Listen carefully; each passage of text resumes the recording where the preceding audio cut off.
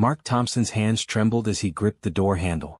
Through the frosted glass, he could see the silhouette of a woman in red, waiting on his front porch. His sister Jennifer had been pestering him for months about this blind date, and he'd finally agreed just to make her stop. 5 years of being alone, 5 years of focusing solely on his daughter Hannah and his tech company. 5 years since Rebecca died. He opened the door and time seemed to stop. The woman was beautiful, with dark brown skin that glowed in the afternoon sunlight, her natural hair styled in elegant twists. She wore a red dress that seemed too bright for someone who looked as nervous as he felt. But it wasn't her appearance that froze him. It was the look in her eyes when she saw him, a look of recognition mixed with something else. Something like grief and gratitude all tangled together. "Mark Thompson," she said softly, her voice shaking. She didn't ask. She knew. "Yes," he managed to say. "You must be Claire." She nodded and tears filled her eyes. "I need to tell you something before we go any further. I should have told Jennifer to tell you, but I was afraid you'd refuse to meet me. Your wife saved my daughter's life." The world tilted. Mark grabbed the doorframe to steady himself. "What did you say?" 5 years ago my daughter Sophie was dying. She needed a kidney transplant. We'd been on the waiting list for 2 years and I'd given up hope. Then one day we got the call. A match. A miracle. Claire's voice broke. The kidney came from a woman who died suddenly from a brain aneurysm. The hospital couldn't tell me who she was, but I've been searching. I hired investigators. I needed to say thank you. And then Jennifer mentioned she wanted to set me up with her brother, a single dad who lost his wife 5 years ago, and I started asking questions. When she told me about Rebecca, I knew. Mark couldn't breathe. He'd signed the organ donation papers in a fog of grief, barely understanding what he was doing. The hospital had told him that Rebecca's organs would save lives, but they never gave him details. He tried not to think about it, tried not to imagine the recipients. It hurt too much to know that pieces of Rebecca were out there, keeping strangers alive while she was gone. "You should have told me," he said, his voice rough. "You should have." "I know. I'm sorry. But I was afraid you'd say no, and I needed to meet you. I needed to tell you what Rebecca's gift meant to us. My daughter is alive because of your wife. She's 10 years old now, healthy and happy. She plays soccer and loves to read and wants to be a veterinarian when she grows up. None of that would exist without Rebecca." Mark felt tears on his face and didn't bother to wipe them away. "My daughter Hannah is 10 too." Claire smiled through her tears. "I know. Jennifer told me. That's why I thought we might understand each other. We both know what it's like to almost lose everything. You should send her away. This was too much, too complicated. How could he date someone who carried a piece of Rebecca inside her family?" But something in Claire's eyes stopped him. Not pity. Not obligation. Just honest hope and the same bone-deep loneliness he saw in his own mirror every morning. "Do you want to come in?" he heard himself ask. Relief washed over her face. "Yes, thank you. I promise I'm not as crazy as this sounds. I just needed you to know the truth from the start." Mark stepped aside and led her into his home. Into his life. Into the story that had been written 5 years ago with Rebecca's final act of kindness. Are you someone who believes in second chances and the power of love to heal even the deepest wounds?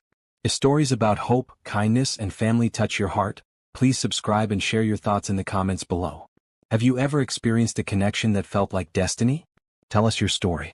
Mark led Claire to his living room, a space decorated in warm blues and greens that Rebecca had chosen years ago. He hadn't changed anything. Couldn't bring himself to erase her choices from his home. "Can I get you something to drink?" he asked, falling back on polite hosting because he didn't know what else to do. "Water would be nice. Thank you." He escaped to the kitchen, buying himself a few minutes to think. This was supposed to be a simple blind date.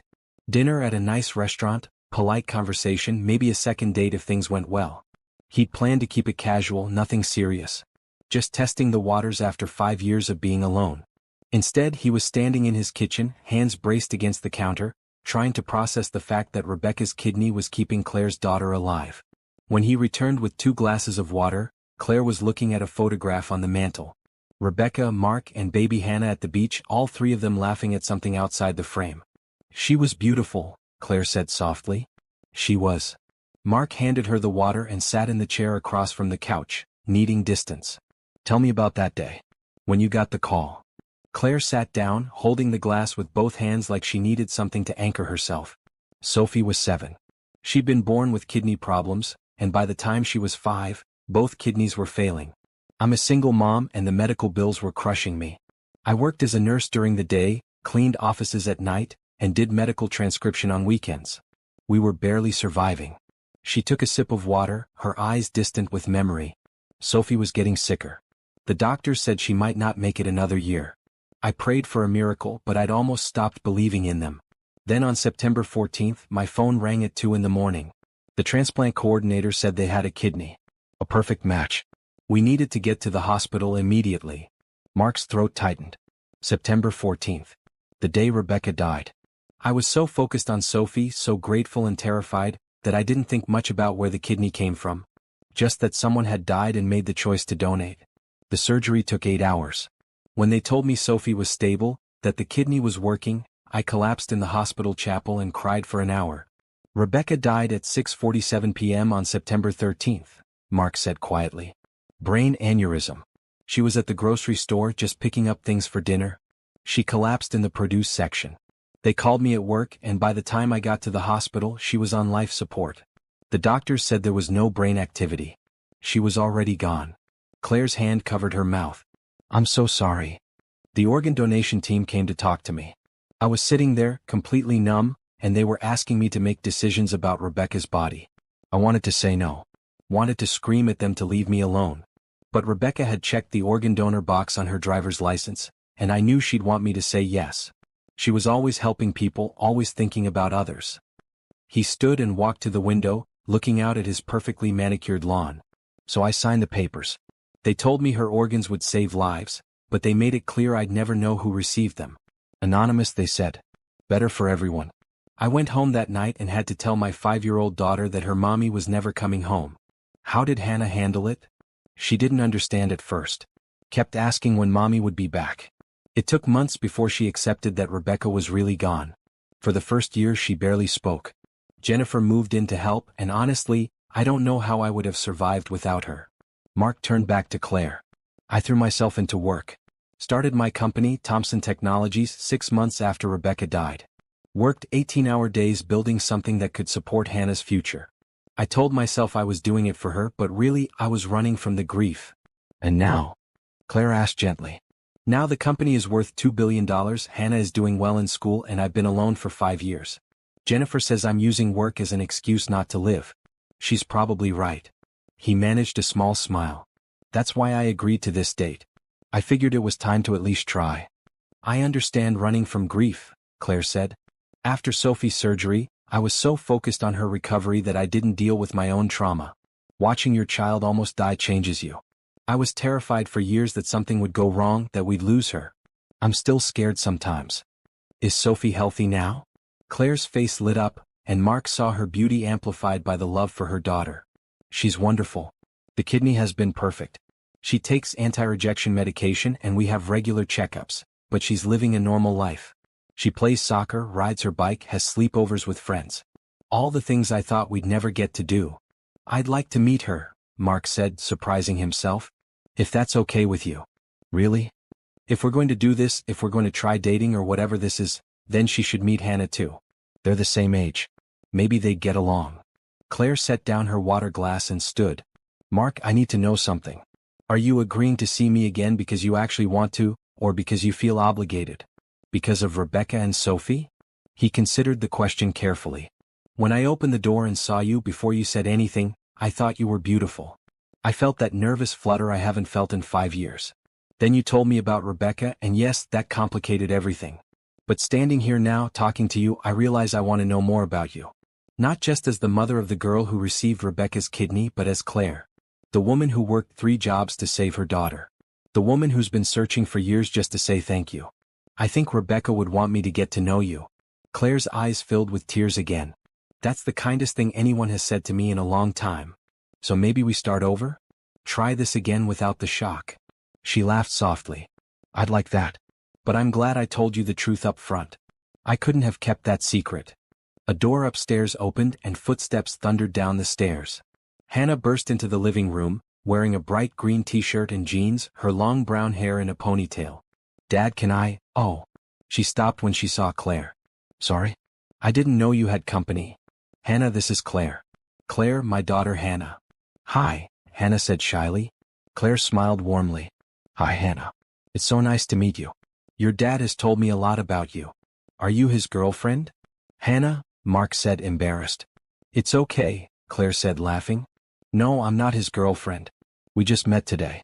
We're friends. Oh, okay. Hannah looked between them with the too perceptive eyes of a 10-year-old. You're really pretty. Thank you. You're very pretty too. And I have a daughter your age.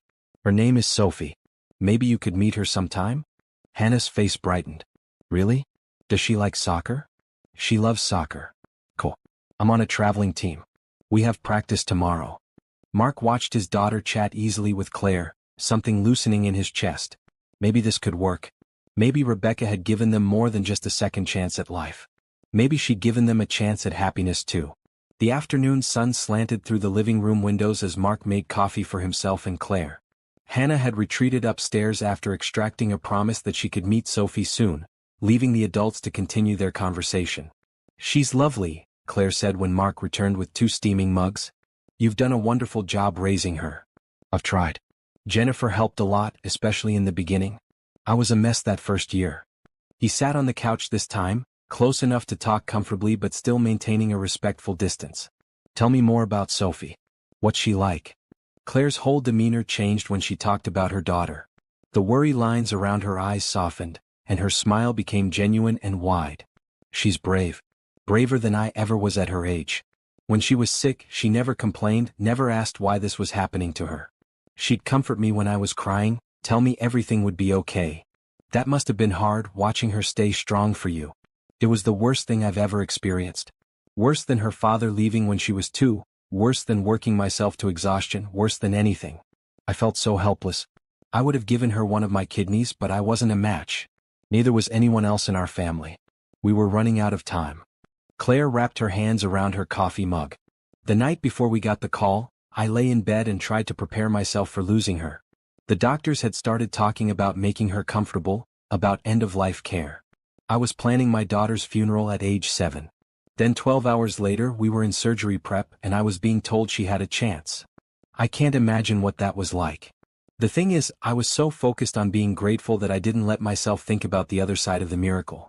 Someone had died. A family somewhere was grieving while I was celebrating. I felt guilty about that for a long time. Mark set down his coffee cup.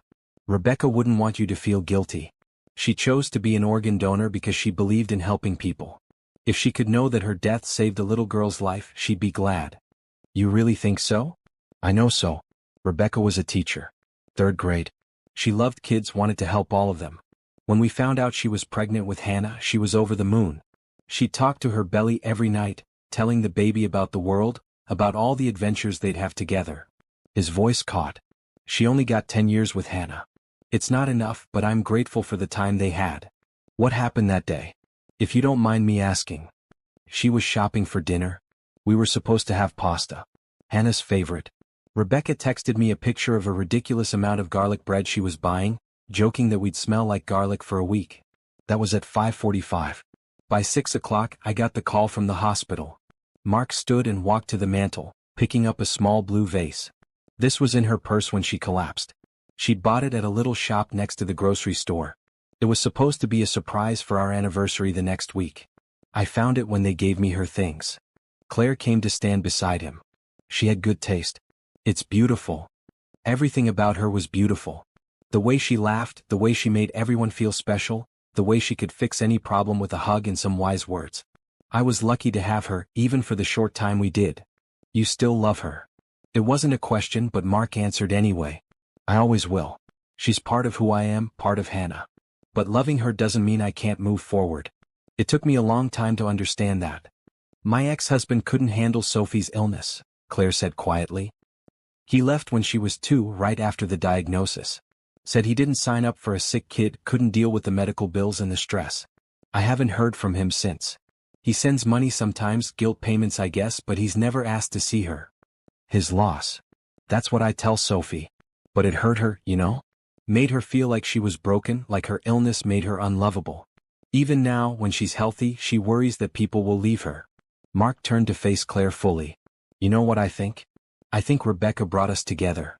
How do you mean? Think about it. You've been searching for me for years and then my sister just happens to set us up? What are the odds? Jennifer didn't know about the connection. She just thought we'd be a good match because we're both single parents who've been through hard times. But maybe it's more than coincidence. Maybe this was supposed to happen. Claire considered this. I want to believe that. I want to believe that something good can come from tragedy. But I'm scared too. What if this is too complicated? What if trying to date each other hurts our daughters? Or what if it helps them? What if seeing us happy and moving forward shows them that it's okay to heal, okay to love again even after loss? Before Claire could respond, the front door burst open and Jennifer Thompson swept in, her arms full of grocery bags. She was in her mid-30s with short brown hair and Mark's same blue eyes. I brought dinner because I figured you two would be too nervous to eat and... She stopped when she saw them standing close together by the mantel. Sorry. Should I come back later? No, it's fine, Mark said, stepping back. Claire, this is my sister Jennifer. Jen, this is Claire. So good to finally meet you, Jennifer said, setting the bags on the coffee table and crossing to shake Claire's hand. I've heard wonderful things. Well, the things Mark was willing to tell me, which wasn't much because he's annoyingly private. Claire laughed. It's nice to meet you too. Thank you for setting this up. Of course. I figured it was time Mark rejoined the land of the living. Jennifer shot her brother a pointed look. He's been married to his company for too long. Jen? What? It's true. Thompson Technologies is very successful, but it's a terrible conversationalist and it doesn't laugh at your jokes. You're embarrassing me in front of our guest. Good. You need to be embarrassed more often. Keeps you humble. Jennifer turned to Claire with a conspiratorial grin. Has he done the brooding thing yet where he stares out the window and talks about responsibility?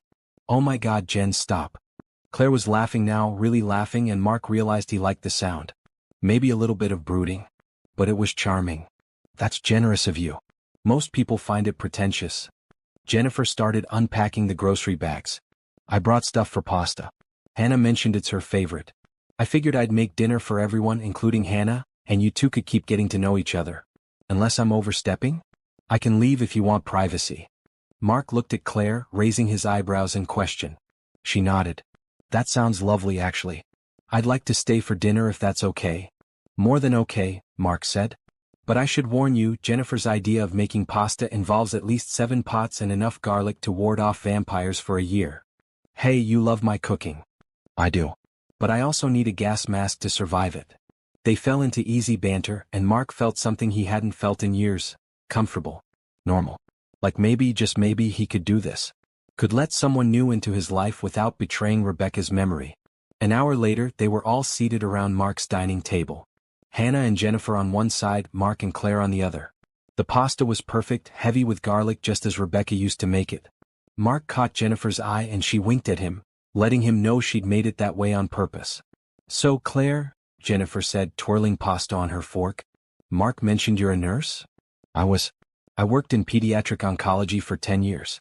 But after Sophie got sick, I couldn't go back. It was too hard, seeing other sick children every day. I do medical transcription from home now. It's not as fulfilling, but it lets me be there for Sophie. That must have been a difficult decision. It was. I loved nursing, loved helping kids and their families. But I had to put my own family first. Claire glanced at Mark. That's actually something I've been thinking about lately. Now that Sophie is stable and older, maybe I could go back to nursing. Part-time at least. You should, Mark said. If it's what you love, you should do it. The medical transcription pays well enough, but it's not the same as doing what you're passionate about, Jennifer finished. I get that. I work in Mark's company doing HR and honestly, I'm bored out of my mind. But the pay is great and the hours are flexible, so I stay. What would you rather be doing? Claire asked. Jennifer's face lit up. Teaching. Like Rebecca did. I have my degree in education, but I've never used it. Keep telling myself I will eventually, but eventually never comes. You should do it, Mark said, echoing his words to Claire. Life's too short to spend it doing something that doesn't make you happy. Says the man who works 70 hours a week at a job he created to avoid dealing with his feelings. Ouch. Truth hurts, big brother. Hannah had been quiet, pushing pasta around her plate. Can I ask a question? Of course, sweetheart, Mark said. Does Sophie really play soccer? Or did you just say that to make me like you? Claire smiled gently. She really plays soccer. She's on a team called the Lightning Bolts. She plays forward. I play midfield. My team is the Blue Sharks. We're pretty good. We won our division last year. That's impressive. Sophie would love to meet someone who plays soccer too. Most of her friends don't play sports. Hannah bit her lip, then seemed to make a decision. Is your daughter the one who got my mom's kidney? The table went silent. Jennifer's fork clattered against her plate. Mark opened his mouth to intervene, but Claire held up a gentle hand. Yes, Claire said simply. She is. Is that okay with you? Hannah thought about this seriously. I think so. I mean, Mom always said we should help people. And if her kidney saved Sophie's life, then that's a good thing, right? It's a very good thing. Your mom was a hero. I know. Everyone says that. But sometimes I wish she was just my mom and not a hero. Heroes don't get to come home. Claire reached across the table and took Hannah's hand. You're absolutely right. And I'm sorry that you lost your mom. Sophie and I were grateful for what she gave us, but we know that gift came from your loss. That's not fair and it's not okay. You're allowed to be angry about it. I'm not angry. Just sad sometimes. That's okay too. Being sad means you loved her. And love doesn't go away just because someone dies. Mark felt his throat tighten with emotion. Claire understood, truly understood what his family had been through. She wasn't trying to replace Rebecca or make Hannah forget her. She was honoring their grief while offering something new. Thank you, Hannah said softly, for taking care of her kidney. For making it count. Thank you for sharing your mom with us. We'll take good care of her gift. I promise. Hannah nodded and went back to her pasta, the heavy moment passing. Jennifer caught Mark's eye again and mouthed, "She's perfect." Mark had to agree. After dinner, while Jennifer and Hannah cleared the table, Mark walked Claire to her car. The sun was setting, painting the sky in shades of pink and orange. That was intense, Claire said. I wasn't expecting Hannah to ask about Sophie so directly. She's direct like her mother. Rebecca never beat around the bush. Mark leaned against Claire's car. But I'm glad she asked. Better to get it out in the open. She's a special kid. You're doing a great job with her. I'm trying. Some days are harder than others. He took a breath. So, what do you think? After everything that came out today, do you want to see me again? Or is this too weird? Claire turned to face him, and in the fading light, she looked almost ethereal. I think this is the least weird thing that's happened to me in 5 years. Yes, I want to see you again. I want our daughters to meet. I want to see where this goes. Even knowing it's complicated? Especially knowing it's complicated. Easy things aren't usually worth having. Mark smiled, feeling lighter than he had in years. Can I call you tomorrow? Maybe we can set up a playdate for the girls? I'd like that. Claire pulled out her phone. Let me give you my number. They exchanged numbers and Mark felt like a teenager again, nervous and excited and full of possibility. Thank you for taking a chance on this, Claire said. On us. Thank you for finding me. For being brave enough to show up today. She reached out and squeezed his hand briefly before getting into her car. Mark watched her drive away, then turned to see Hannah and Jennifer watching from the living room window. Hannah gave him a thumbs up and he laughed. Maybe Rebecca had brought them together. Maybe it was just coincidence. Either way, Mark was grateful. For the first time in 5 years, he was looking forward to tomorrow.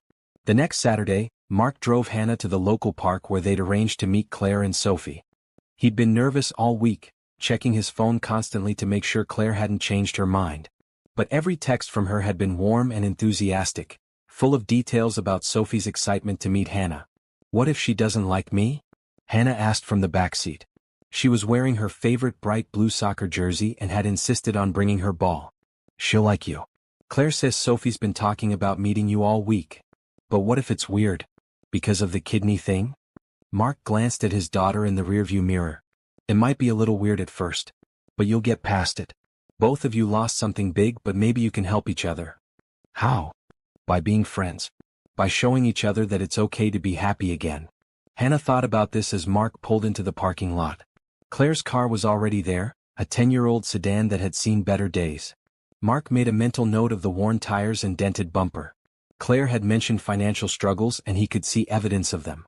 As they got out of the car, Claire and Sophie approached from the playground.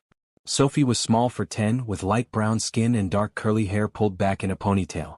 She wore a bright green t-shirt and shorts, and there was something careful about the way she moved, like she was still getting used to being healthy. Hi, Sophie said shyly when they met in the middle of the parking lot. Hi, Hannah replied equally shy. The two girls studied each other while Mark and Claire watched. Then Sophie noticed the soccer ball under Hannah's arm. You brought a ball. Yeah. Want to play? Really? Sure. Unless you don't want to. Sophie's face broke into a huge smile. I want to. I love soccer. Just like that, the ice was broken.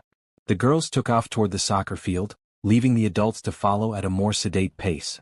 That was easier than I expected, Claire said. Kids are resilient. They don't overthink things like we do. Mark gestured toward a bench where they could sit and watch the girls play. How was your week? Busy. I picked up extra transcription work to save up for Sophie's next checkup. The appointments are expensive even with insurance. She hesitated. I didn't mean to bring that up. I don't want you to think I'm here because of money. I don't think that. Mark watched Sophie chase the ball, her movements becoming more confident with every step. But I want to talk to you about something. Don't say no right away, just hear me out. Claire tensed slightly. Okay. Your daughter is alive because of Rebecca. Because my wife made the choice to be an organ donor, Sophie got a second chance at life. That's a gift I can never repay, but I want to honor it. I want to make sure Sophie has the best medical care possible, without you having to work yourself to death to afford it. Mark. Let me finish. Thompson Technologies is extremely successful. I have more money than I could spend in 3 lifetimes. I want to set up a medical fund for Sophie. Cover her checkups, her medications, anything she needs. Not because I pity you or because I'm trying to buy your affection, but because it's the right thing to do. I can't accept that. Why not? Because it's too much. Because I barely know you. Because I need to take care of my own daughter. Mark turned to face her. You've been taking care of her. You worked 3 jobs, went without sleep, sacrificed everything for her. But accepting help isn't weakness, Claire. It's wisdom. Rebecca gave Sophie a kidney. Let me make sure that gift keeps giving. Claire's eyes filled with tears. You make it sound so simple. It is simple. Someone I loved helped your daughter. Now I want to continue that help. Not as charity but as a way of honoring Rebecca's choice. Please, let me do this. What if things don't work out between us? What if we try dating and it falls apart?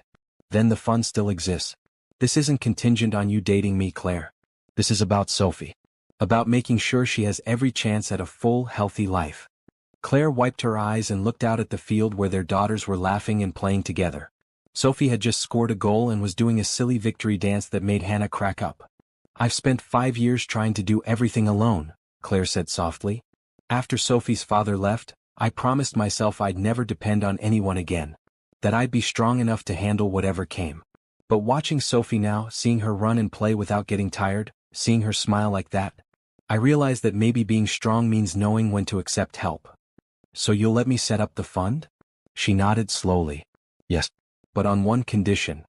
What's that? You let me figure out a way to contribute. Maybe not financially but in some way. I need to feel like I'm giving something back, not just taking. Mark thought about this. Deal. We'll figure it out together. They shook hands and Mark felt the rightness of the decision settle over him. This was what Rebecca would have wanted. This was how he could honor her memory while moving forward with his own life. Thank you, Claire said. You have no idea what this means. I've been terrified about what would happen if Sophie needed a major medical procedure. If the kidney failed or if something went wrong. I had nightmares about having to choose between her health and keeping a roof over our heads. You don't have to worry about that anymore. I'll have my lawyers draw up the paperwork this week. It'll be an irrevocable trust for Sophie's medical care, managed by a financial advisor, so you know it's secure no matter what happens. Even if we don't work out as a couple? Even then. This is separate from us. This is about honoring Rebecca's legacy and making sure Sophie has every chance at a healthy future. Claire was crying openly now, and Mark put his arm around her shoulders in a comforting gesture. She leaned into him and for a moment they just sat there watching their daughters play. You know what I think? Claire said eventually. I think Rebecca must have been an amazing person. Because she raised an amazing man and made a choice that changed my life. I wish I could have met her. She would have liked you. She always admired strong women who fought for their kids. Tell me more about her. I want to know the person behind the gift. So Mark did. He told Claire about Rebecca's love of old movies and terrible puns. About how she could never pass a bookstore without going in. About her habit of singing in the shower and making up lyrics when she forgot the real words. About the way she'd snort when she laughed really hard, which always made Hannah laugh too. Claire listened, really listened, and asked questions that showed she wasn't just being polite. She genuinely wanted to know about Rebecca, to understand the woman whose gift had saved her daughter. She sounds wonderful, Claire said when Mark finally ran out of stories. And I'm so sorry you lost her. No one should have to go through that. What about you? Tell me about Sophie's father. What happened there? Claire's expression hardened slightly. His name is Todd Mitchell. We met in college, got married too young, had Sophie when we were 23. When she got sick he couldn't handle it. Stopped coming to doctor's appointments, worked late every night to avoid being home. One day I came home from the hospital and he was gone. Left a note saying he couldn't do it anymore, that he needed to find himself. I'm sorry. That must have been devastating. It was. Not just for me but for Sophie. She was only 2 but she knew something was wrong. She'd ask for Daddy and I wouldn't know what to tell her. Claire's voice was bitter. He sends money sometimes, enough to cover child support, but he's never called. Never sent a birthday card. He's missing out on knowing this incredible little girl because he was too weak to stand by her when things got hard. His loss is my gain, Mark said gently. If he hadn't left, you wouldn't be here with me now. That's a generous way of looking at it. It's the truth. I don't believe everything happens for a reason, but I do believe we can find meaning in the things that happen to us. Maybe Todd leaving was awful, but it led you here. To this moment. To Sophie playing soccer with Hannah and looking happier than you've ever seen her. Claire followed his gaze to where the girls were now sitting in the grass, talking animatedly about something. You're right. I spent so long being angry at him that I forgot to be grateful for what I have. Sophie and I were a team. We don't need anyone else. But maybe wanting someone else isn't the same as needing them, Mark suggested. Maybe it's okay to want companionship and partnership and someone to share your life with. Is that what you want? With me? Mark considered the question carefully. I think so. I'm not rushing into anything and I know we barely know each other. But I like you, Claire. I like the way you love your daughter. I like the way you're not afraid to be honest even when it's hard. I like the way you make me think about things differently. I like you too. More than I expected to. She smiled. Jennifer was right to set us up. She's got good instincts. Don't tell her that. Her ego is big enough already. They sat in comfortable silence for a while, watching their daughters. Sophie was showing Hannah something on her phone and both girls were giggling. Can I ask you something? Claire said. About the kidney. Does it bother you that Sophie has a piece of Rebecca? Mark thought about this honestly. At first when you told me it felt strange. Like Rebecca was somehow still alive in a way I didn't expect. But now, sitting here watching Sophie run and laugh and be healthy. No, it doesn't bother me. It makes me glad. Rebecca's death wasn't meaningless. She saved a life. That matters. It matters more than you know. Every day Sophie is alive is because of Rebecca. Every soccer game, every A on a test, every time she hugs me and says she loves me, all of that exists because of your wife's gift. Then we'll make sure she has every opportunity to live that life fully. That's what Rebecca would want. Claire squeezed his hand. Thank you. For understanding. For being so generous. For giving me hope that maybe good things can still happen. Good things are happening right now, Mark said, nodding toward where Hannah had just kicked the ball and Sophie was chasing it, both girls shrieking with laughter. They spent another hour at the park, eventually joining the girls for an impromptu soccer game. Mark and Claire versus Hannah and Sophie. The girls won easily, partly because they were better players and partly because the adults let them, but mostly because everyone was laughing too hard to play seriously. As the sun started to set and they walked back to their cars, Sophie ran up to her mom. Can Hannah come over to our house sometime? Please? Claire glanced at Mark. If it's okay with her dad. Can I, Dad? Please? Sure. How about next weekend? The girls cheered and high-fived each other. As they said goodbye, Sophie did something unexpected. She hugged Hannah tightly, then looked up at Mark with serious eyes. Thank you for sharing your daughter with me. She's really nice. Mark felt his throat tighten. Thank you for sharing yours with us too. On the drive home, Hannah was unusually quiet. Finally she spoke up. Dad? I'm glad Mom's kidney went to Sophie. Yeah. Why's that? Because Sophie's cool. And because Mom would have liked her. She would have wanted to help her. I think you're right, sweetheart. Do you like Claire? Mark smiled. I do. Do you? Yeah. She's nice. She doesn't try too hard, you know? Like some of Aunt Jennifer's other friends you've met. Claire just lets you be yourself. That's a good quality in a person. Are you going to date her? Maybe. Would that be okay with you? Hannah was quiet for a moment. I think so. As long as you don't forget Mom. Never. I could never forget your mother. She's a part of both of us forever. But loving Mom doesn't mean I can't care about someone else too. You understand that, right? I think so. It's like how I'll always love Mom, but I also love Aunt Jennifer and my teacher and my friends. Love doesn't run out. Exactly. Love doesn't run out. As they pulled into their driveway, Mark felt a sense of peace he hadn't experienced in years. The road ahead was still uncertain, but for the first time he wasn't walking it alone. And somehow he knew Rebecca would approve. 3 weeks later, Mark stood on the dock of his lake house, watching Hannah and Sophie splash in the shallow water. Claire sat beside him in a bright red swimsuit cover-up, her feet dangling in the water. "This place is beautiful," she said, looking out at the calm lake surrounded by pine trees. "How long have you had it?" "I bought it 2 years ago. Thought it would be good for Hannah to have somewhere peaceful to go on weekends. We don't come as often as we should. I'm always working." "You need to work less." Mark laughed.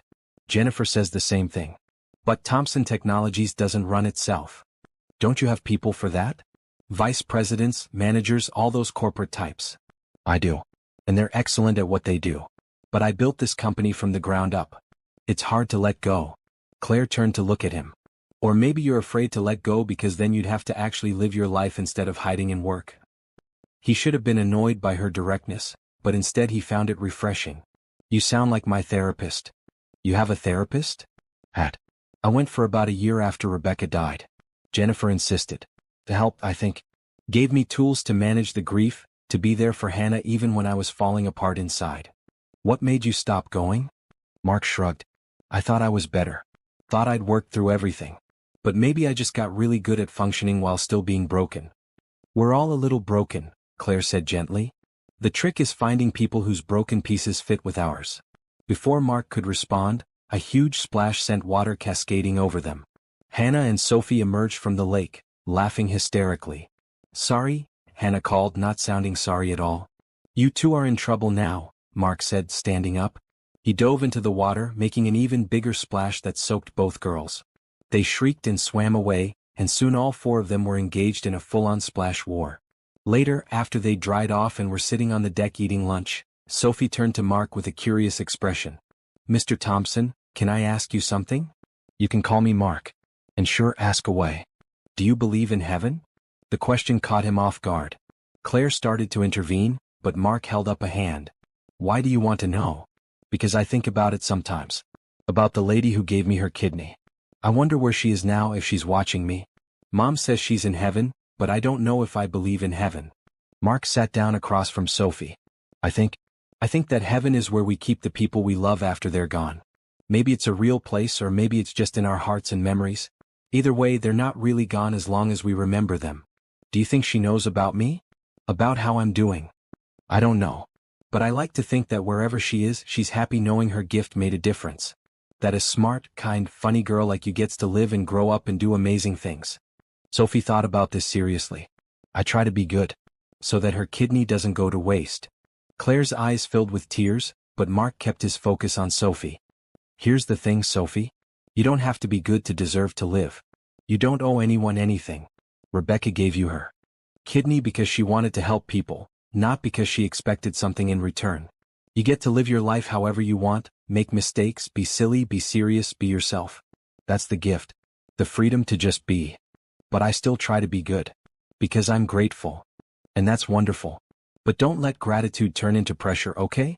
You're allowed to be a normal kid who sometimes misbehaves and makes messes and gets in trouble. That's part of being 10 years old." Sophie grinned. "So you're saying I can be bad sometimes?" "I'm saying you can be human. Which includes being imperfect."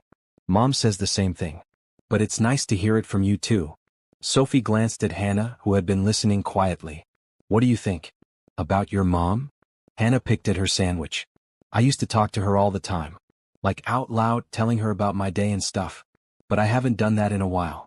It started to feel silly. I talked to my grandma who died," Sophie said. "In my head. I tell her things I don't want to say out loud. It makes me feel better. Maybe I'll try that again. Just in my head so Dad doesn't think I'm weird." "I wouldn't think you're weird," Mark said. "I talk to your mom sometimes too. Usually late at night when I can't sleep. I tell her about you, about how proud she'd be of the person you're becoming. Hannah looked up with tears in her eyes. Really? Really? She's still part of our lives, sweetheart. Just in a different way. The girls went back to their lunch, but Mark caught Claire watching him with an expression he couldn't quite read. Later, after the girls went inside to play video games, she brought it up. That was beautiful what you said to Sophie. I just told her the truth. You gave her permission to be herself without guilt. Do you know how rare that is?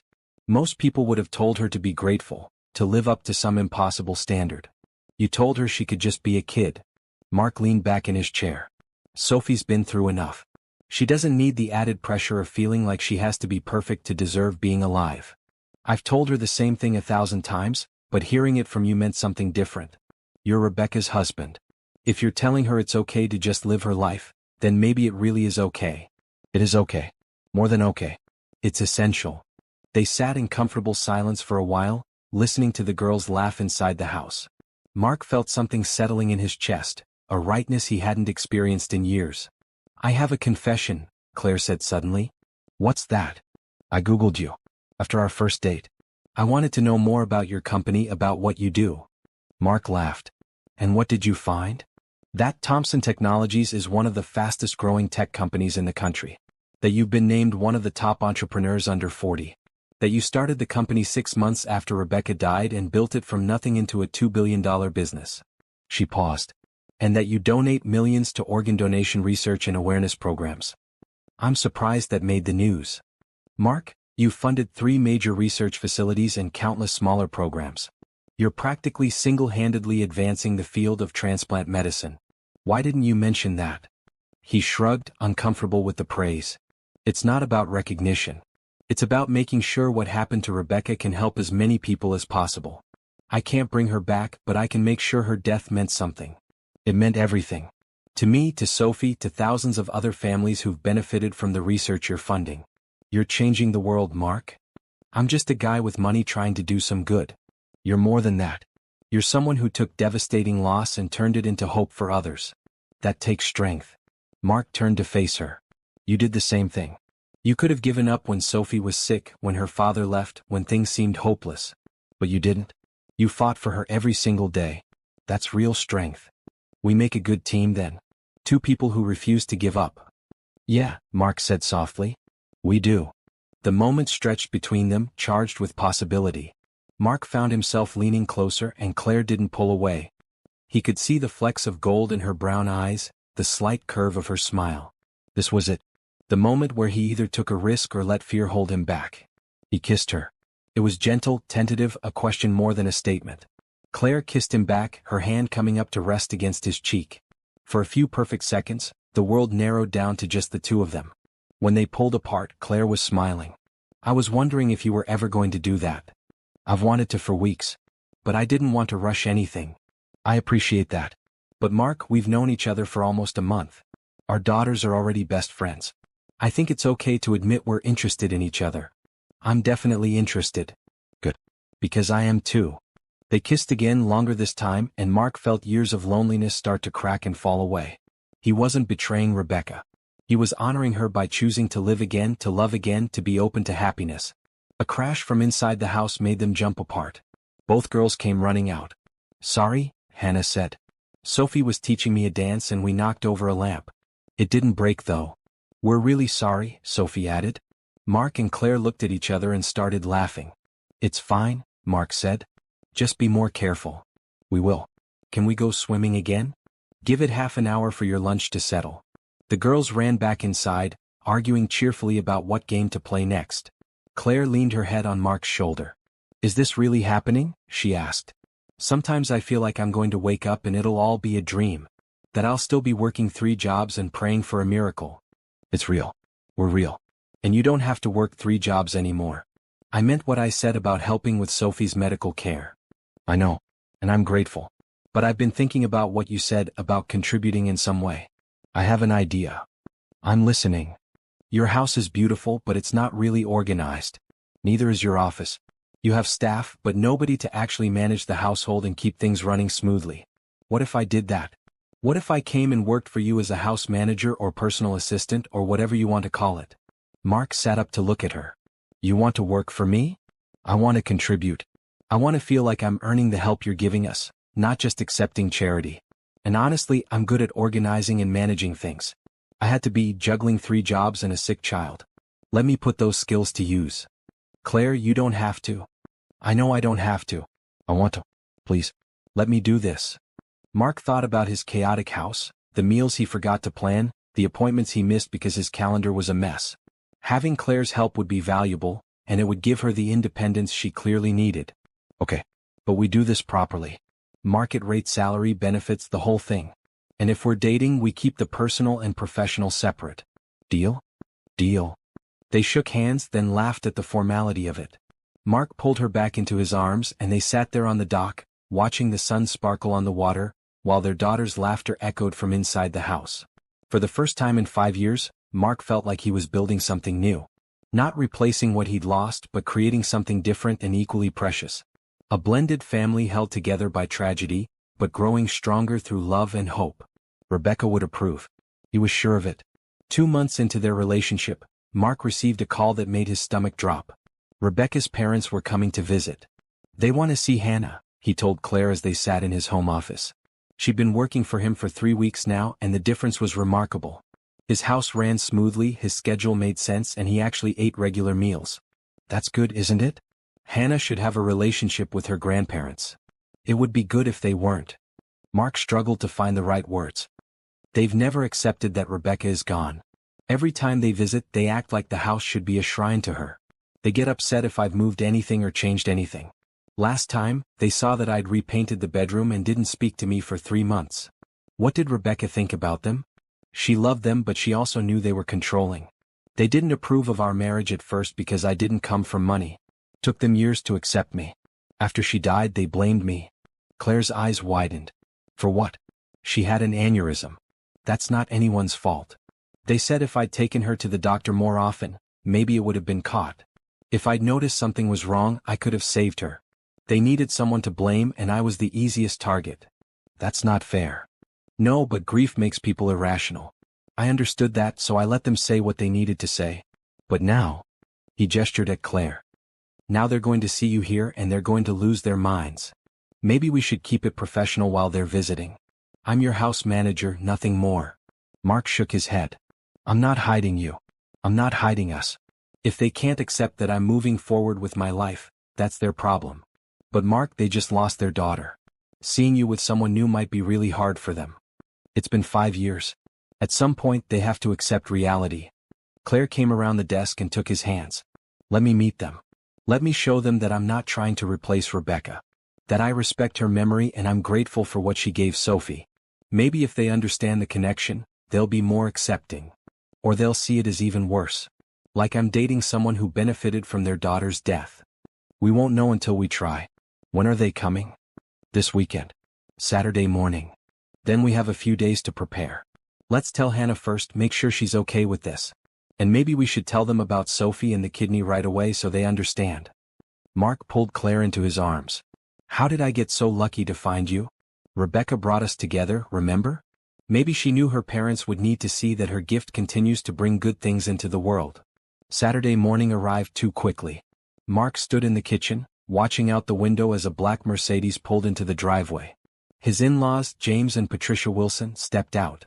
They were both in their mid-60s, impeccably dressed, and wearing expressions of stern disapproval. They look friendly, Jennifer muttered. She'd come over for moral support, along with Claire and Sophie. Hannah was upstairs getting ready. Be nice, Mark said. I'm always nice. They're the ones who need the attitude adjustment. Mark opened the door before they could knock. James. Patricia. Good to see you. Mark, James said formally, shaking his hand. Patricia offered her cheek for a kiss, which Mark dutifully provided. Come in. I have some people I'd like you to meet. As they entered the living room, Mark saw Patricia's eyes scanning for changes. He'd moved some furniture and added new curtains, and he could see her mentally cataloging every difference. This is Jennifer, my sister. You remember her? Of course, Patricia said coolly. She'd never liked Jennifer, who was too outspoken for her taste. And this is Claire Mitchell and her daughter Sophie. Claire works for me as a house manager and we're also dating. The temperature in the room dropped about 20 degrees. Patricia's lips pressed into a thin line, and James's face went red. Dating? Patricia repeated. How nice. And how long has this been going on? About 2 months. But we've known each other for 3 whole months. My goodness. And you're already having her work in my daughter's house. It's my house, Mark said quietly. And I'd appreciate it if you'd give Claire a chance before judging her. Sophie, bless her, chose that moment to speak up. Mrs. Wilson? I wanted to thank you. Your daughter saved my life. Patricia turned to look at the little girl, confusion replacing her anger. I'm sorry, what? Your daughter Rebecca. She was an organ donor. I received her kidney 5 years ago when I was sick. I wouldn't be here without her gift. The silence was deafening. Patricia sat down heavily on the couch and James moved to stand behind her, his hands on her shoulders. You're the one who received Rebecca's kidney? James asked. Yes, sir. I was 7 years old and dying. The doctor said I maybe had a few months left. Then my mom got the call that there was a match. Rebecca's kidney saved my life. Patricia was crying now, tears running down her carefully made-up face. She's alive. Part of our daughter is alive in you. Yes, ma'am. And I'm so grateful. I think about her every day. I try to live a good life to make her proud. Mom says that's the best way to honor her gift. Claire knelt down beside Patricia. Mrs. Wilson, I know this is a shock. I know seeing Mark with someone new must be incredibly painful. But please understand that I'm not trying to replace your daughter. No one could. Rebecca was extraordinary and her gift gave me my child back. I'll never stop being grateful for that. Patricia reached out and took Claire's hand. You're not using Mark for his money? You genuinely care about him? I do. More than I expected to. He's a good man and he's been a wonderful father to Hannah. I think Rebecca would be proud of the man he became after losing her. She would, Patricia admitted. Rebecca always said Mark was the best man she'd ever known. She loved him so much. She looked up at her husband. She'd want him to be happy, wouldn't she? She'd want him to find love again. James nodded slowly. She would. Our daughter had a big heart. She'd be glad that her death saved this little girl, and she'd want Mark to move on with his life. Mark felt a weight lift from his shoulders. Thank you. Both of you. Your blessing means everything. Hannah came downstairs then, and the tension broke as Patricia rushed to embrace her granddaughter. They spent the afternoon together and Mark watched as his in-laws slowly warmed to Claire. Sophie charmed them with stories about her soccer team and her dreams of becoming a veterinarian. Claire won them over with her genuine warmth and obvious respect for Rebecca's memory. By the time James and Patricia left that evening, Patricia pulled Mark aside. I'm sorry, she said. For blaming you, for holding on too tight, for not accepting that you need to move forward. Rebecca loved you and she'd want you to be happy. If Claire makes you happy, then I'm glad you found her. Thank you. That means more than you know. Just promise me you'll never forget Rebecca. That you'll keep her memory alive for Hannah. I could never forget her. She's part of everything good in my life. After they left, Mark found Claire in the kitchen, cleaning up from dinner. He wrapped his arms around her from behind. Thank you, he whispered, for handling that with such grace. They love you. They're just hurt and scared. I understand that. Sophie was amazing today. The way she talked about Rebecca, about being grateful for the gift. That's all you. You've raised an incredible daughter. Claire turned in his arms. We both have. And maybe together we can raise them even better. Mark kissed her, deep and thorough, pouring 5 years of loneliness and hope into it. When they pulled apart, they were both breathless. Stay tonight? He asked. Both of you. The girls are already planning a sleepover. Are you sure? That's a big step. I'm sure. I want to fall asleep with you in my arms and wake up knowing you're here. Is that okay? It's more than okay. It's perfect. That night, after the girls were asleep in Hannah's room, Mark and Claire lay in his bed, talking quietly in the dark. I never thought I'd be here again, Mark admitted.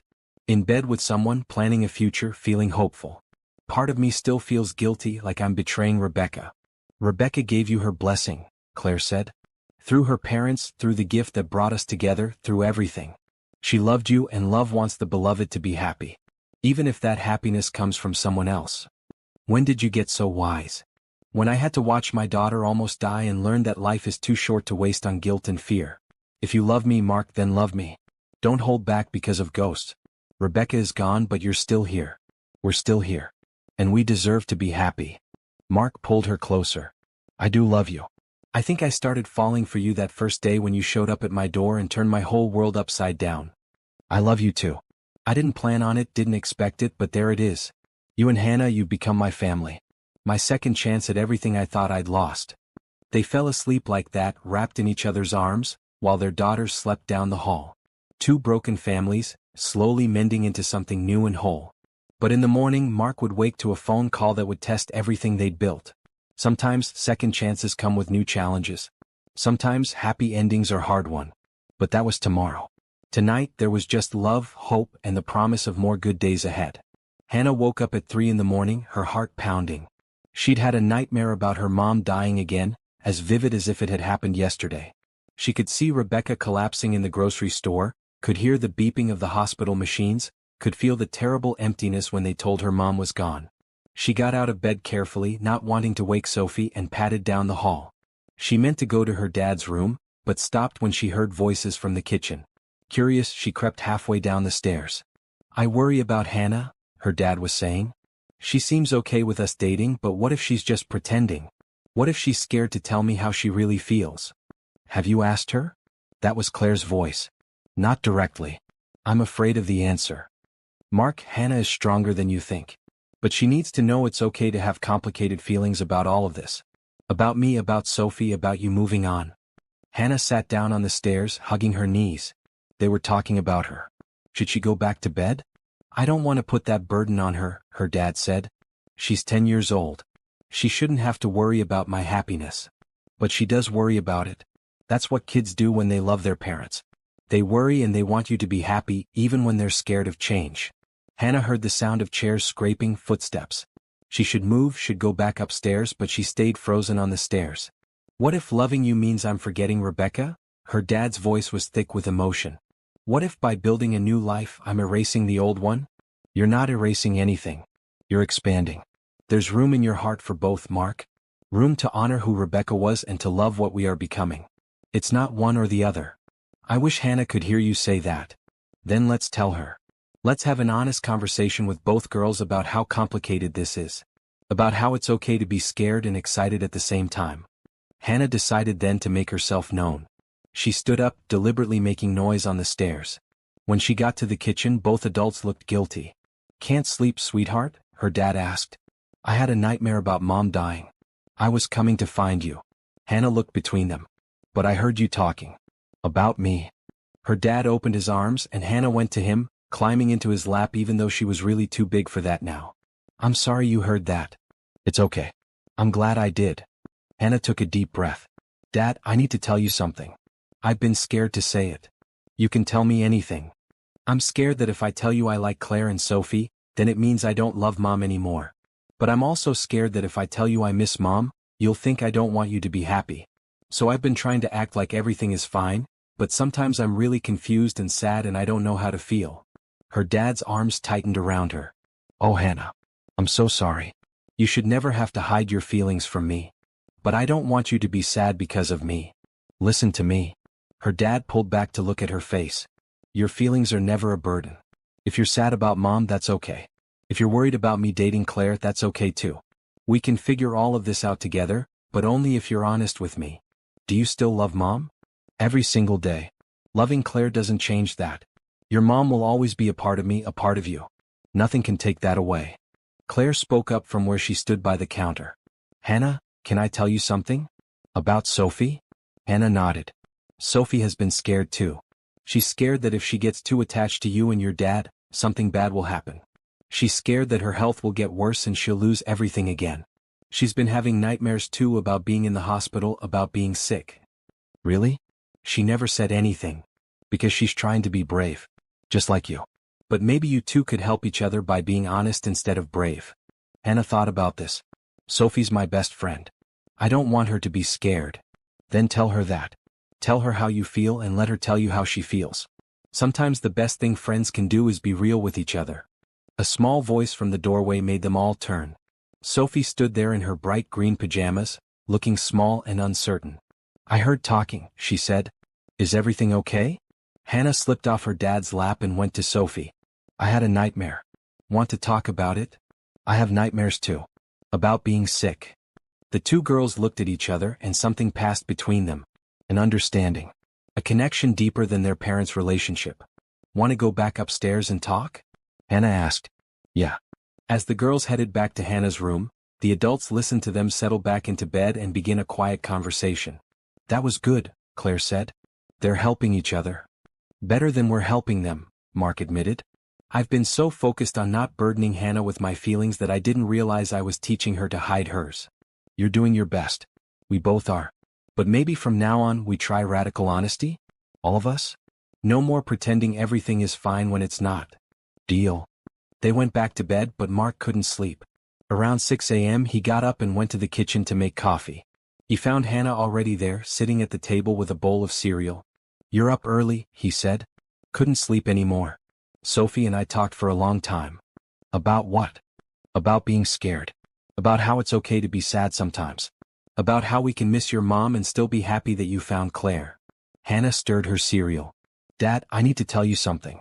I've been afraid that if you love Claire you'll forget about Mom. And then Mom will really be gone. Mark sat down across from her. Your mom will never be gone, Hannah. She lives in our memories, in our hearts, in the way we love each other. Nothing can take that away. But you're building a new family. With Claire and Sophie. What if there's no room for Mom in that? There's always room for Mom. Always. Claire understands that. Sophie understands that. We're not replacing your mom. We're honoring her by living the kind of life she would have wanted for us. A life full of love and hope and happiness.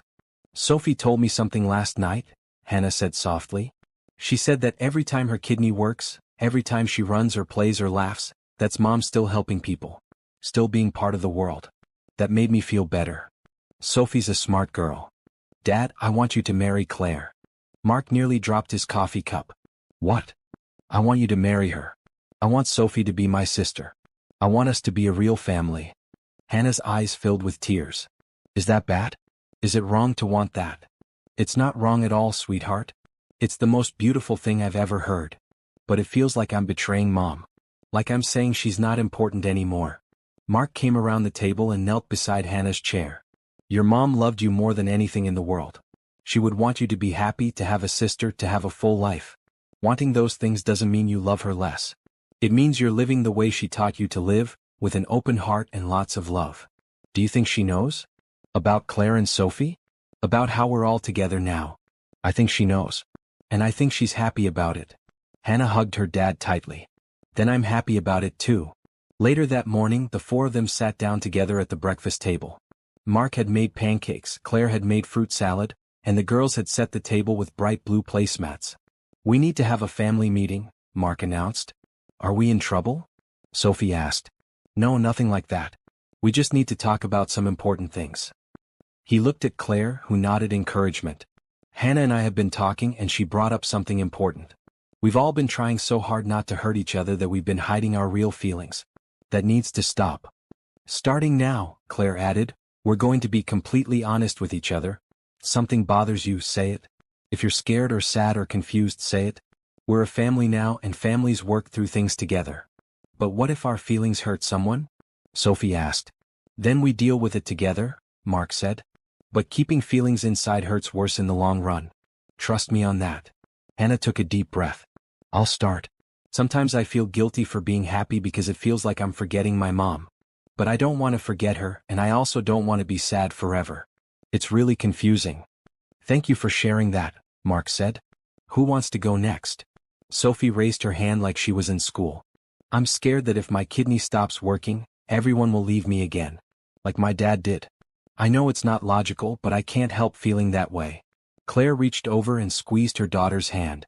Thank you for telling us, baby. What does everyone think about what Sophie and Hannah shared? Mark spoke up. Hannah, feeling happy doesn't mean you're forgetting your mom.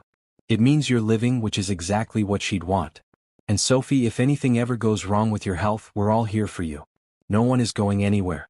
That's what families do. They stick together through the hard stuff. My turn, Claire said. Sometimes I feel like I don't belong here. Like I'm an intruder in a life that was perfect before I came along.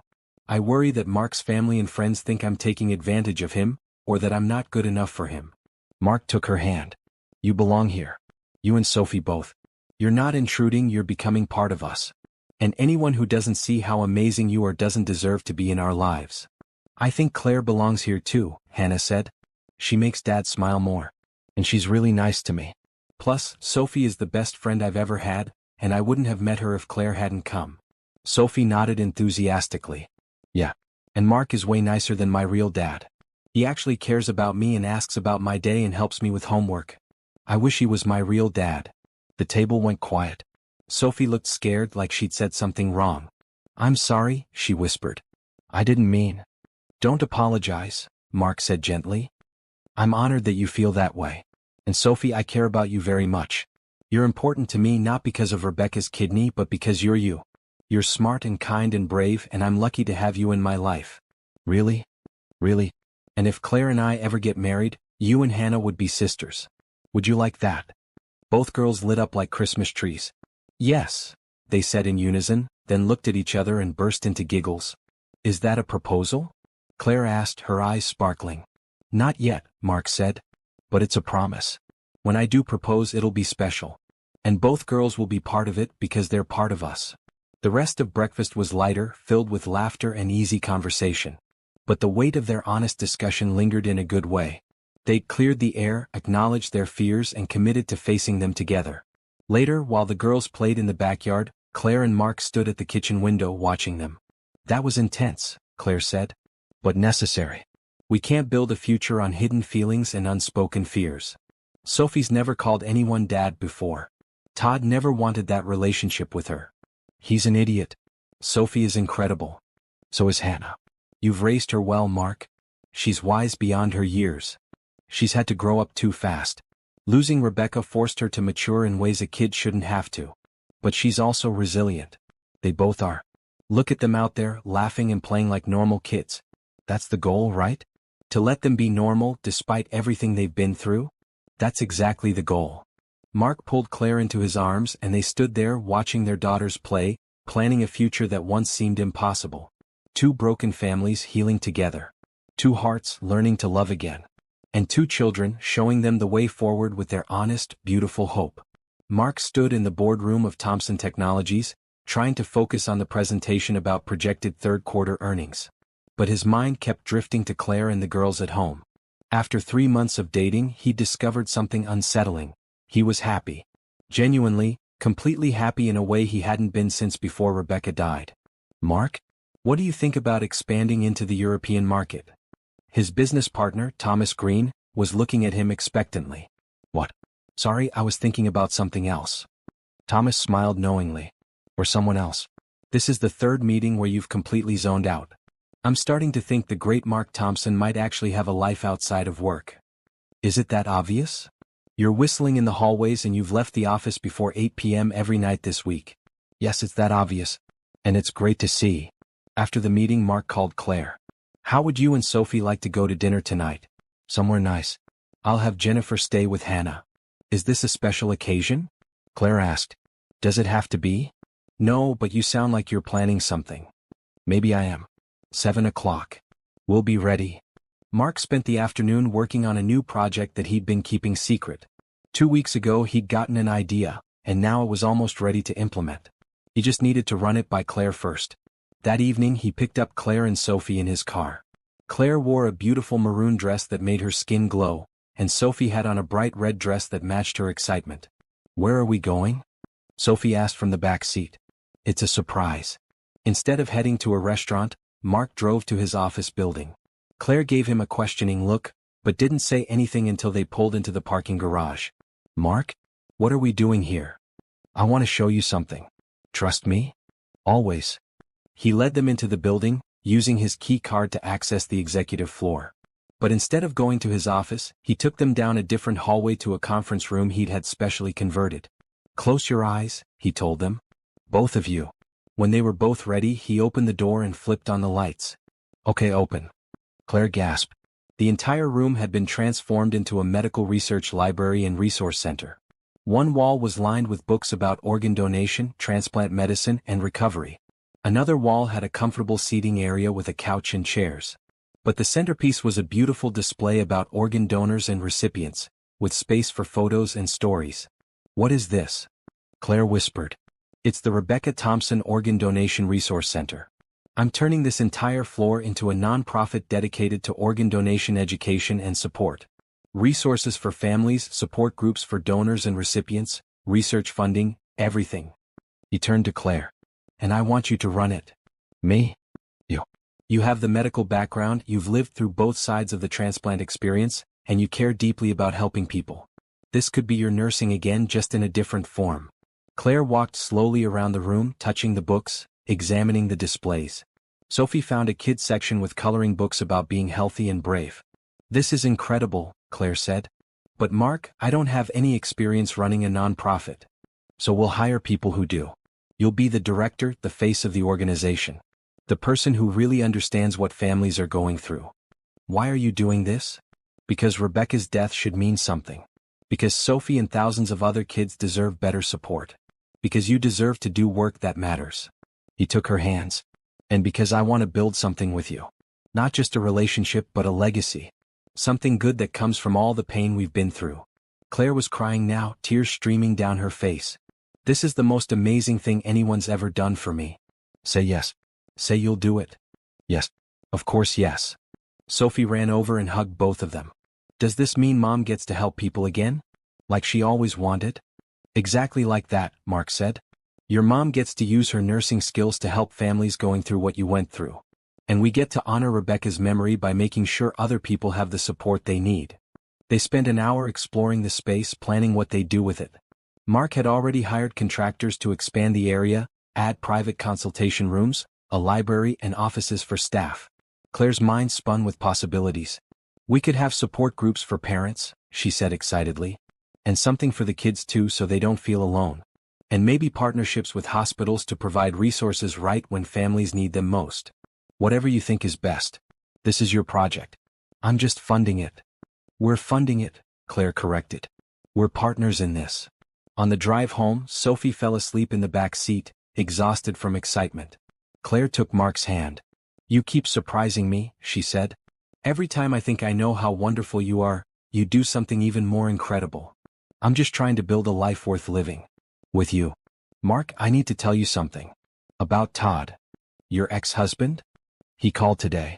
For the first time in 8 years he actually called. Said he heard that Sophie was healthy now and wanted to see her. Mark's hands tightened on the steering wheel. What did you say? I told him no.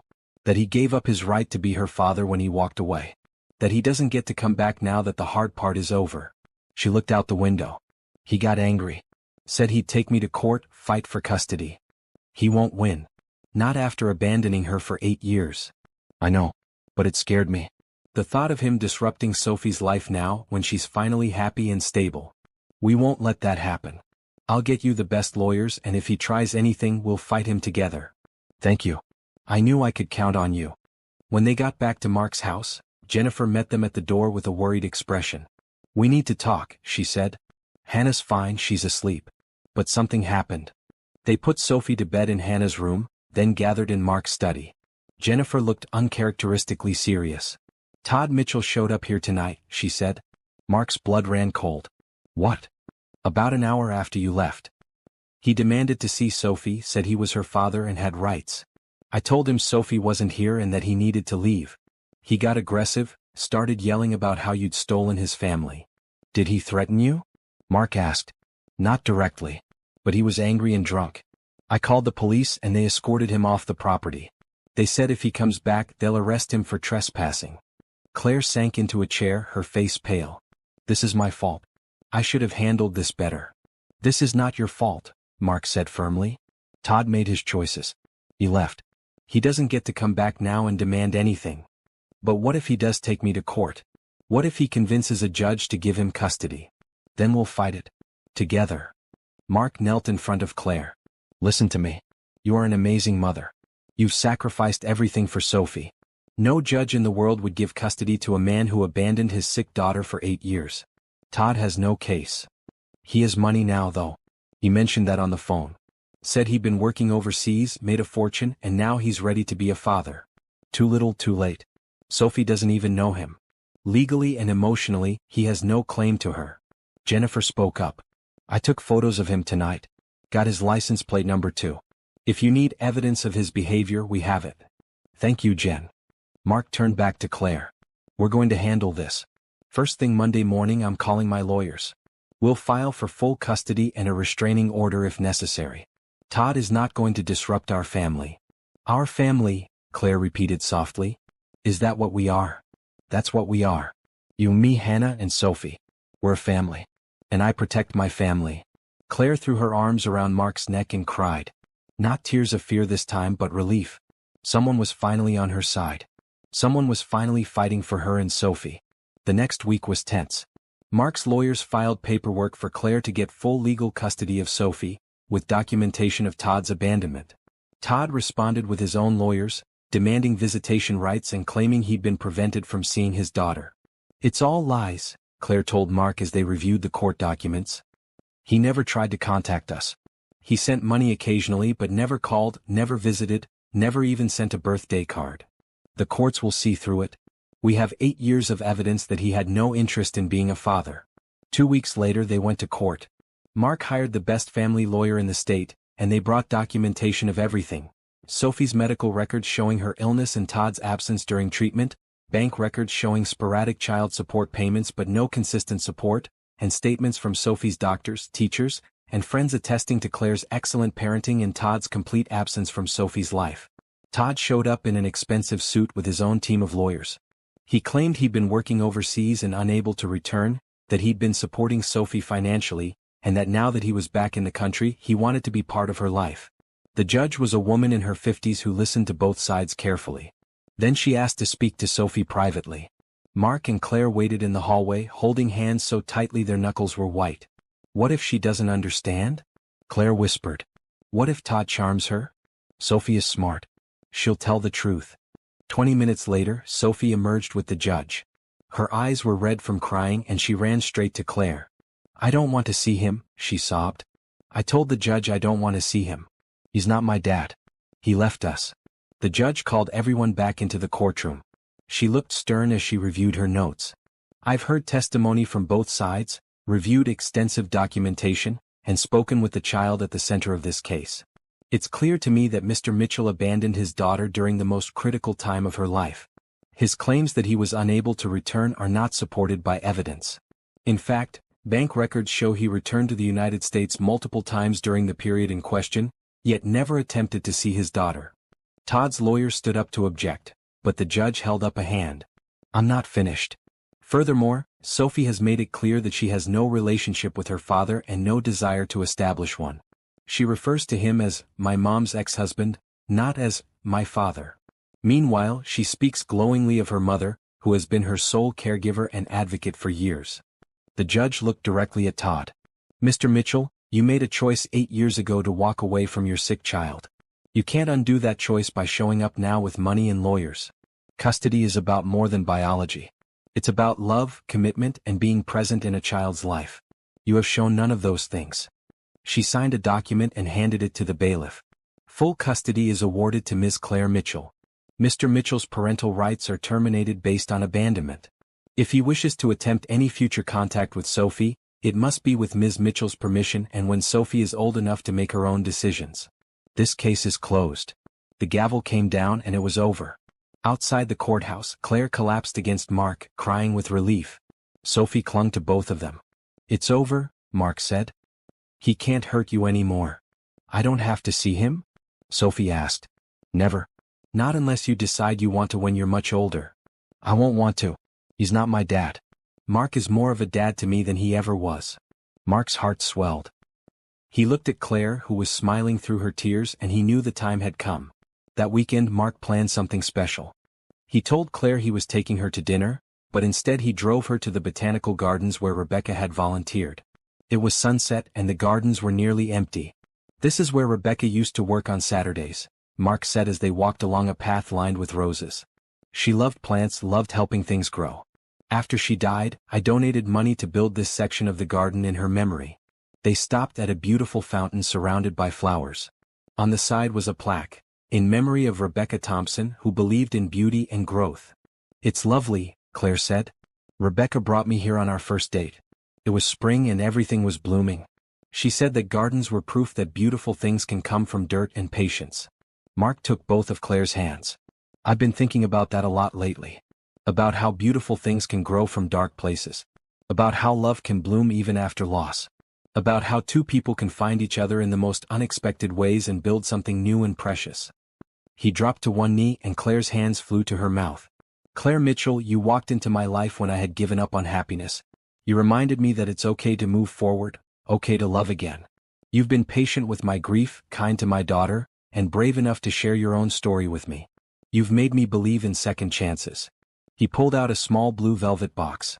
But I'm not just asking if you'll marry me. I'm asking if you and Sophie will join Hannah and me in building a family together. A family that honors the past but embraces the future. A family built on love, hope, and the belief that beautiful things can grow even in the darkest soil. Yes, Claire said, tears streaming down her face. Yes, 1,000 times yes. Mark slipped the ring onto her finger, a beautiful diamond set in a platinum band. Then he stood and kissed her long and deep, while the sun set behind them in a blaze of orange and pink. When they got home, Hannah and Sophie were waiting with Jennifer. As soon as they walked in the door, Hannah noticed the ring. Does this mean what I think it means? She asked, bouncing with excitement. Claire said yes, Mark announced. We're getting married. The girls screamed and jumped up and down, hugging each other and then rushing to hug the adults. Jennifer was crying happy tears. I'm going to have a sister, Sophie said, hugging Hannah. And I'm going to have a mom, Hannah said, looking at Claire. Claire knelt down to Hannah's level. Only if you want me to be. I'm not trying to replace your mom, sweetheart. No one could ever do that. But I'd be honored if you'd let me be your stepmom. Let me love you and take care of you and be part of your life. Hannah hugged her tightly. I want that. And I think my mom would want that too. She'd be happy that Dad found someone who makes him smile again. Mark watched his daughter embrace his fiancée, and he felt Rebecca's presence like a warm breeze. She was here in this moment, blessing their new beginning. And for the first time since her death, he felt at peace.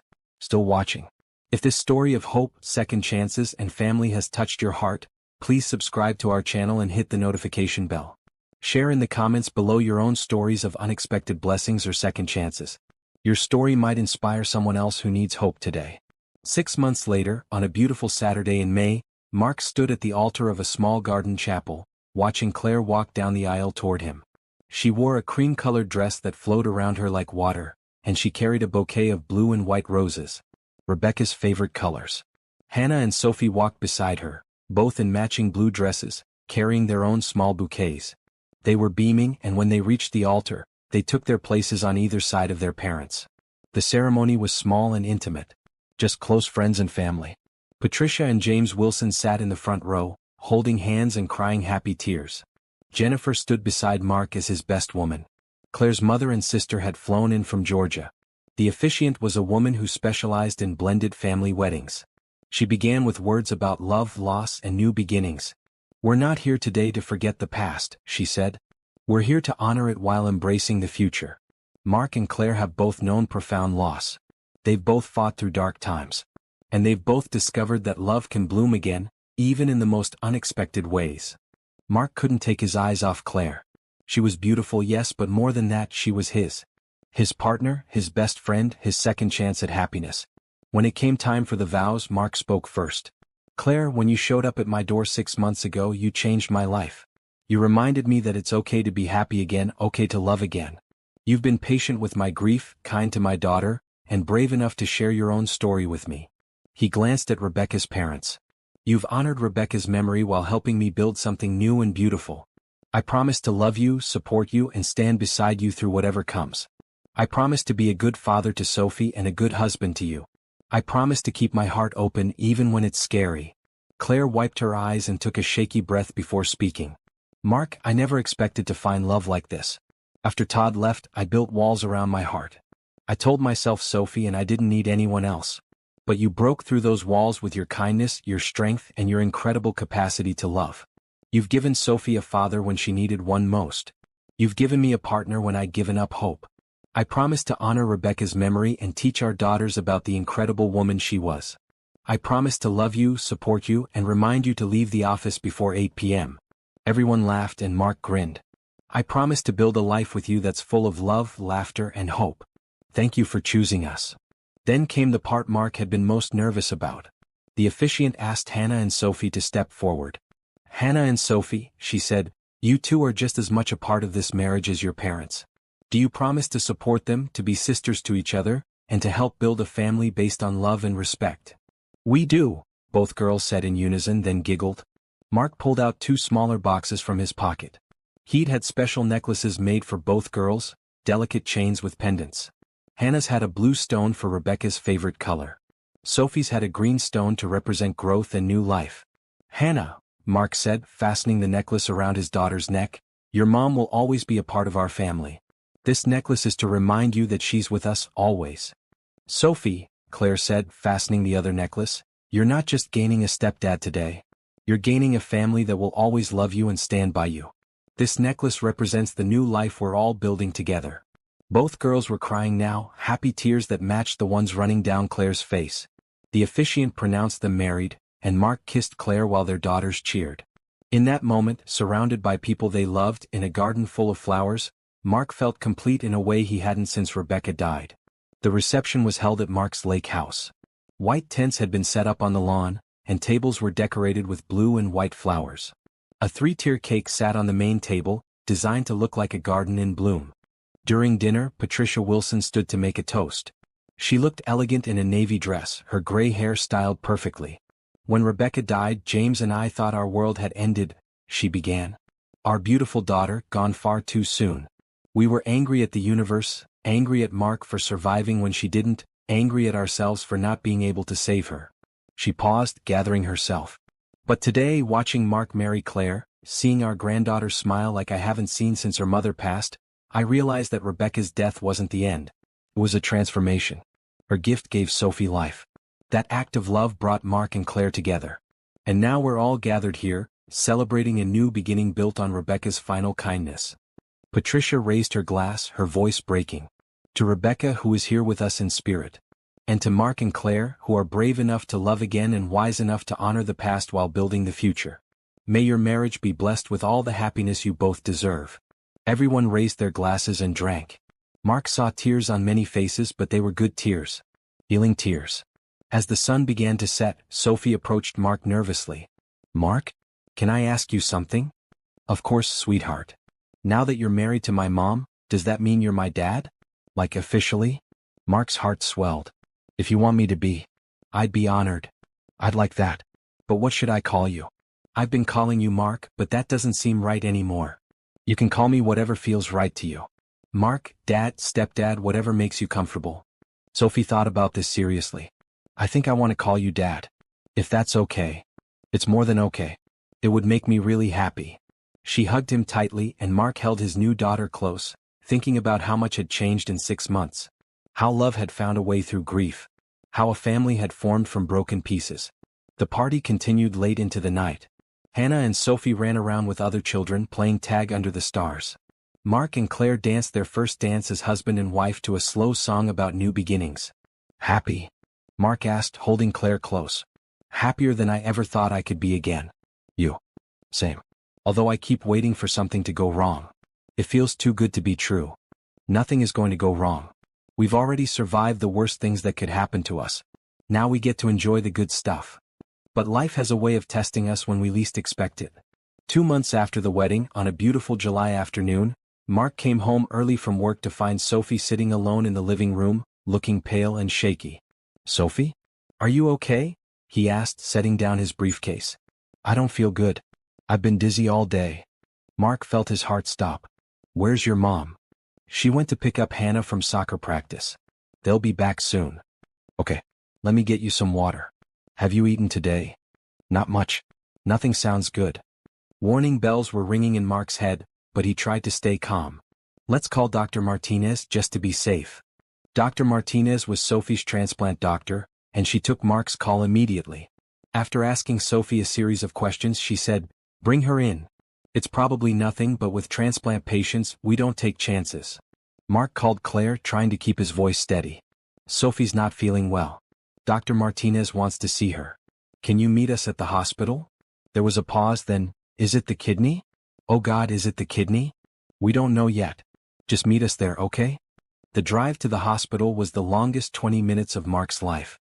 Sophie was quiet beside him, her hand pressed to her side. "Does it hurt?" he asked. "A little. Like pressure." At the hospital, they were taken straight to an exam room. Dr. Martinez, a kind woman in her 50s, examined Sophie thoroughly while Mark stood by, feeling helpless. Claire and Hannah burst through the door just as the doctor was finishing up. "What's wrong?" Claire demanded. "Is it rejection? Is the kidney failing?" "Mom, I'm okay," Sophie said, though she looked scared. Dr. Martinez held up a calming hand. "Let's not panic yet. I'm ordering some blood tests and an ultrasound. Sophie's symptoms could be anything from dehydration to a simple infection. But we need to rule out rejection." The next 2 hours were agony. They sat in a private waiting room while Sophie underwent tests. Hannah held Sophie's hand the whole time, whispering encouraging words. Claire paced back and forth like a caged animal. Mark made phone calls, updating Jennifer and the Wilsons, trying to keep himself busy so he wouldn't fall apart. Finally, Dr. Martinez returned with Sophie. Her expression was serious. "Sophie, why don't you sit with your sister while I talk to your parents for a minute?" The girls went to the corner of the room and Mark prepared himself for the worst. "The kidney is fine," Dr. Martinez said immediately. "There's no sign of rejection." Claire's legs gave out and she sank into a chair. "Thank God." However, Sophie is severely dehydrated and her electrolytes are dangerously low. When I asked her more questions, she admitted she's been skipping meals and drinking a lot of water instead. She's also been exercising more than usual. Mark's confusion must have shown on his face because the doctor continued. "I think Sophie might be developing disordered eating patterns.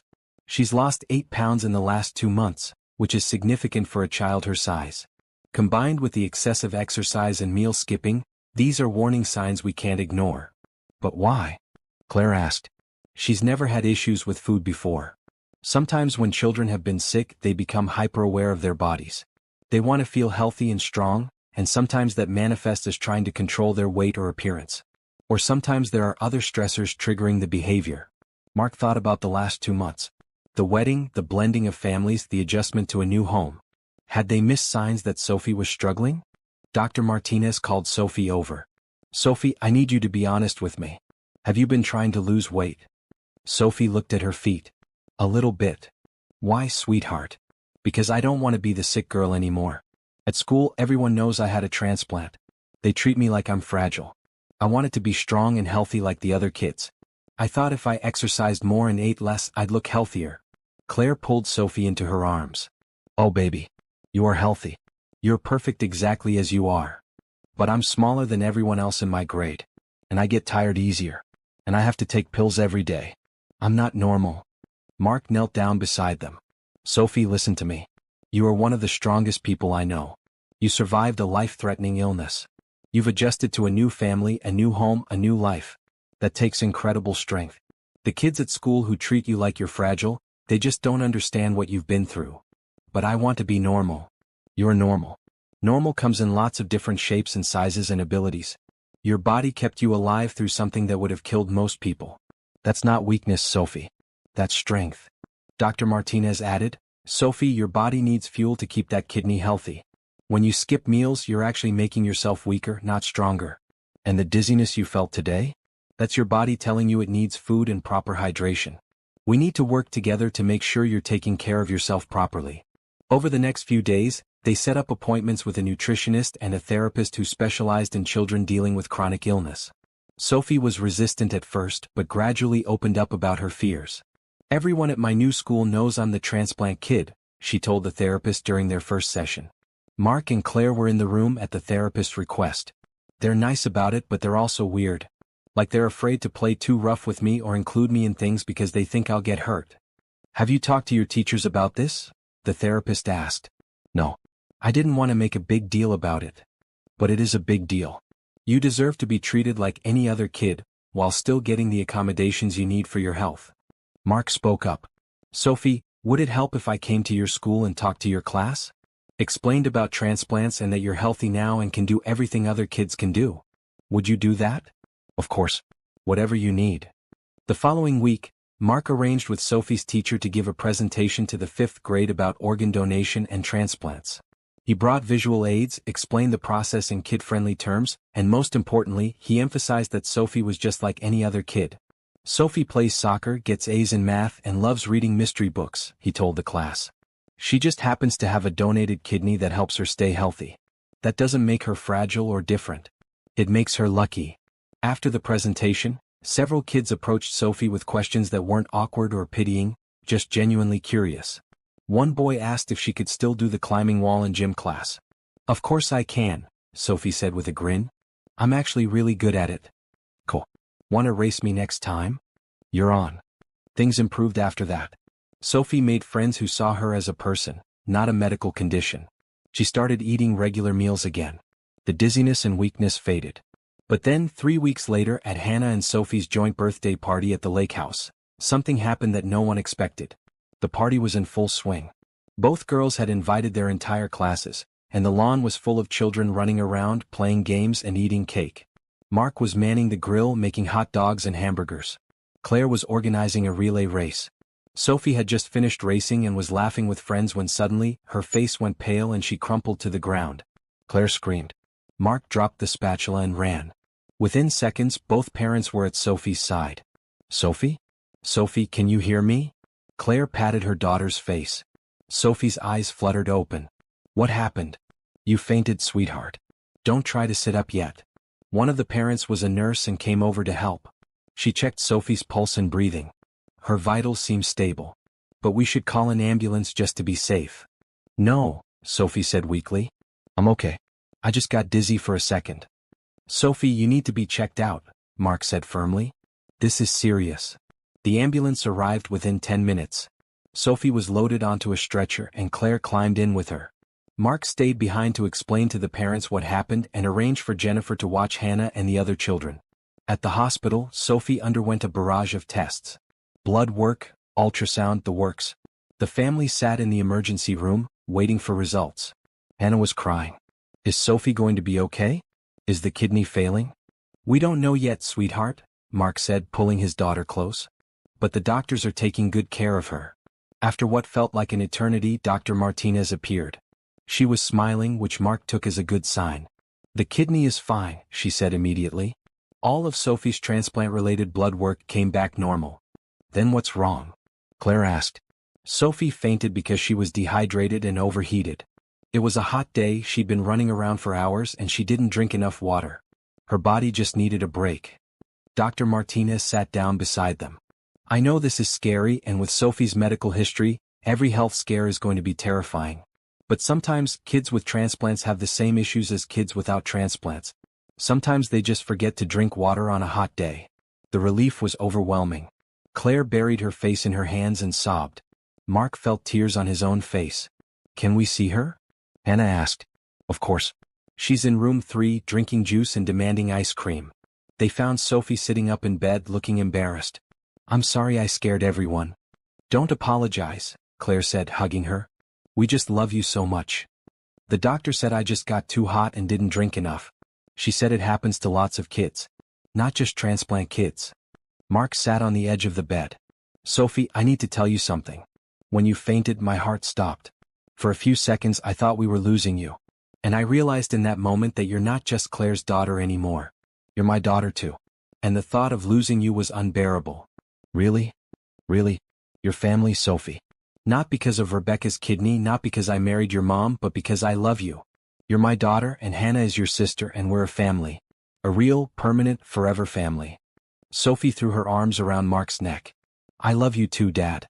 Hannah joined the hug and then Claire, until they were all piled on Sophie's hospital bed, laughing and crying and holding each other. Dr. Martinez appeared in the doorway, smiling at the scene. "Sophie can go home as soon as she finishes that juice. But I'm prescribing mandatory water breaks and no more running around in extreme heat without proper hydration. Doctor's orders." "Yes, ma'am," Sophie said solemnly, then grinned. "Can I still have my birthday cake?" "Double portions since you had such a rough day." On the drive home, with both girls in the back seat chattering about the party and how dramatic Sophie's fainting spell had been, Claire took Mark's hand. "We have to stop being so scared," she said quietly. "Every time something happens, we both panic and assume the worst. How do we stop? After everything we've been through, how do we learn to breathe easy?" "I don't know. But I think we start by trusting that Sophie is healthy. That Rebecca's kidney is working perfectly. That sometimes kids just faint because they didn't drink enough water. We have to believe in the good instead of always waiting for the bad." "You're right.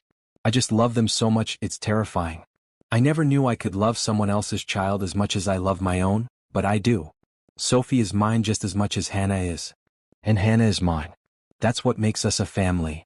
That night, after the girls were asleep and the house was quiet, Mark and Claire sat on the back porch looking out at the lake. The party decorations were still up, streamers and balloons swaying in the gentle breeze. "Do you think Rebecca knows?" Claire asked. "About us, about how everything turned out?" "I think she knows. I think she's happy that her gift brought us all together. That Sophie is healthy and thriving. That Hannah has a mother figure again. That I found love when I thought I never would." "Sometimes I talk to her," Claire admitted. "In my head. I thank her for saving Sophie, for bringing you into our lives. I promise her I'll take good care of her daughter and her husband." "Is that weird?" "Not weird at all. I talk to her too. Usually late at night when I can't sleep. I tell her about you and Sophie, about how happy Hannah is now.